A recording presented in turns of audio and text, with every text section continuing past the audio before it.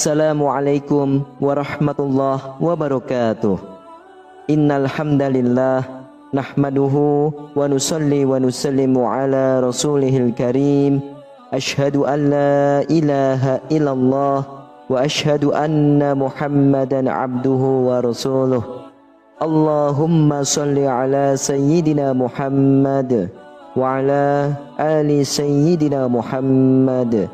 Amma ba'd. Alhamdulillah sahabat beriman, jika video ini muncul di berandamu, ini adalah petunjuk dari Allah kepadamu.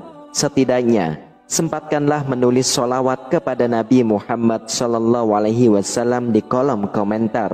Insya Allah bisa menjadi bukti kecintaan kita untuk mendapatkan syafaat kelak di akhirat. Amin, Allahumma amin. Sahabat beriman yang dirahmati Allah Subhanahu wa Ta'ala, sihir ataupun santet tidak ada yang dapat membahayakan kepada seorang pun di dunia ini kecuali dengan izin Allah, sekuat apapun sihirnya atau santetnya. Hal ini dijelaskan oleh Allah Subhanahu wa Ta'ala dalam surah Al-Baqarah ayat 102. Mereka tidak akan dapat mencelakakan seseorang dengan sihirnya kecuali dengan izin Allah Subhanahu wa Ta'ala. Namun tidak jarang ditemukan orang-orang yang mempunyai rasa takut berlebihan pada sihir dan gangguan-gangguan gaib lainnya. Mungkin karena mereka pernah merasakan kejamnya sihir ataupun santet, atau melihat betapa tersiksanya orang terkena sihir, atau hanya karena terpengaruh dengan cerita-cerita orang sekitarnya, sehingga menjadikan mereka selalu was-was dan khawatir menjadi target dari tukang sihir. Di pedesaan, ada banyak orang yang tidak tidur di rumahnya atau tidur sampai larut malam hanya karena takut diserang oleh santet, terutama pada pasaran-pasaran tertentu dalam kalender Jawa seperti Wage, Pon, dan lain sebagainya, yang diyakini pada pasaran itu santet-santet yang diluncurkan sangat ampuh dan ganas. Rasa takut dan khawatir adalah manusiawi, tetapi perlu diketahui bahwa was-was dan ketakutan yang berlebihan, termasuk juga emosi yang tak terkontrol, justru mempermudah dukun meluncurkan sihir pada targetnya. Santet sangat sulit masuk pada orang yang emosinya stabil, selalu berpikiran positif atau tidak takut berlebihan, orang yang selalu mengingat Allah, dan orang yang hatinya selalu bergembira. Ketika mereka hendak menyantet orang yang model seperti ini, maka dibutuhkan perjuangan yang berat, biasanya terlebih dahulu dengan cara mengganggu pikiran mereka sampai kejiwaannya berubah. Barulah setelah itu si dukun melancarkan serangannya. Seorang mantan dukun santet bercerita saat ia menekuni profesinya sebagai dukun santet. Menurutnya, ada 4 hewan mempunyai kekuatan besar di dalam menolak dan menghancurkan santet atau sihir.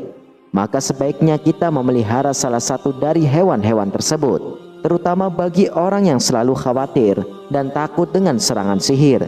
Hewan-hewan tersebut mempunyai alaqoh atau keterkaitan dengan hadirnya jin, syaitan, dan malaikat. Silakan para sahabatku untuk simak video ini hingga akhir supaya tidak gagal faham. Hewan yang pertama adalah kucing. Ketika mantan dukun tersebut hendak melakukan aksinya atau ritual santet atau ritual sihir, maka terlebih dahulu ia mencari informasi tentang targetnya, apakah ia mempunyai kucing atau tidak. Karena dari pengalaman sebelumnya, sihir-sihir yang ia kirimkan selalu digagalkan oleh kucing, terutama sihir dengan menggunakan media tanah kuburan atau lainnya yang ditaburkan di area rumah targetnya, seperti di pintu, tembok rumah, pagar rumah, dan lain-lainnya. Dengan ketajaman penciumannya, kucing itu dapat mengetahui tempat sihir itu berada, dan kucing itu pun menghampiri dan mengencinginya, dan sihir yang ada di tempat itu menjadi hancur lebur. Maka ketika melihat ada kucing kencing di sembarangan tempat, bisa jadi disitulah ada tempat ditaburkannya sihir. Hewan ini memang istimewa. Dalam satu hadis diceritakan, ada seseorang perempuan masuk ke dalam neraka akibatnya atau disebabkan menahan kucing dan ia tidak memberinya makan. Sahabat Abu Hurairah radhiyallahu an dijuluki dengan bapaknya kucing karena Abu Hurairah sangat menyayangi kucing peliharaannya. Lalu yang kedua, ayam jantan. Mantan dukun itu bercerita bahwa setiap ia melakukan ritual sihir, maka ia menggunakan bantuan 2 jin. Terkadang kedua jin itu kembali dan mengabarkan bahwa setiap ayam berkokok, maka ada malaikat turun dari langit, sehingga jin itu tidak mampu masuk ke dalam targetnya. Karena malaikat itu adalah cahaya, sedangkan setan takut kepada cahaya. Dalam hadis riwayah Abu Hurairah radhiyallahu an dijelaskan, Nabi Muhammad sallallahu alaihi wasallam bersabda, "Jika kalian mendengar ayam berkokok, maka mintalah kepada Allah anugerahnya, karena ayam jantan itu melihat malaikat. Tetapi jika kalian mendengar ringkikan khimar, maka berlindunglah kepada Allah. Dengan demikian, jika di rumah ada ayam yang berkokok, maka ada kabar gembira bahwa ada malaikat yang turun dari langit, menarik kebaikan, kebahagiaan, dan menolak kejahatan-kejahatan dari setan." Lalu yang ketiga, angsa. Di balik keindahan dan keagungan hewan angsa, ada kemampuan tersembunyi yang dimiliki hewan tersebut. Percaya tidak percaya, angsa merupakan salah satu hewan yang sensitif terhadap hal-hal gaib, sehingga sering disebut hewan penangkal ilmu hitam. Ketika ada kiriman ilmu hitam seperti santet, angsa akan bersuara secara terus-menerus di malam hari. Selain dapat mendeteksi ilmu hitam, angsa juga bereaksi terhadap kehadiran makhluk halus yang ingin mengganggunya. Lalu yang keempat, kura-kura. Menurut mantan dukun tersebut, kura-kura sama dengan kucing. Sangat tajam penciumannya pada keberadaan sihir, terutama sihir dengan menggunakan median yang ditaburkan di area rumah target. Kura-kura selalu menghancurkan sihir yang dikirim ke rumah tersebut. Kemudian yang kelima, merpati. Menurut mantan dukun tersebut memberi nama burung merpati dengan Duyufur Rahman, yaitu tamu-tamu dari Allah, Zat yang Maha Penyayang. Kemudian dia menjelaskan, ketika merpati itu turun ke rumah, maka di situ ada malaikat turun dari langit, sama seperti ayam yang sedang berkokok. Sehingga pada waktu itu setan akan lari ketakutan karena nurnya malaikat. Wallahu a'lam bishawab.